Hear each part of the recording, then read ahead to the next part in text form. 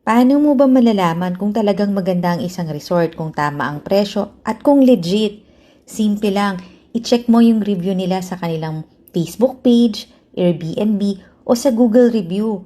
Kagaya nga nitong mga nag-check-in na nag-guest namin, talagang nagbigay sila sa amin ng 5-star review kasi talagang happy sila, nakapag-relax sila, nakapag-bonding at na-enjoy nila ang stay nila dito sa Borines Staycations Tagaytay. Kaya kung naghahanap ka pa rin ng resort na swak sa budget at Instagrammable lahat ng spaces, eto na nga yun. Kaya check-in ka na.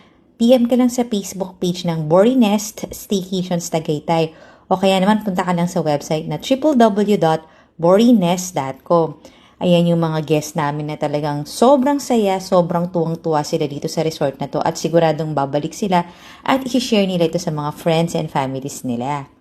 Kasya nga mga big groups dito kahit mga 26 packs pwede rito kaya lagi itong pinagaganapan ng mga reunion, ng mga birthdays at mga company outing.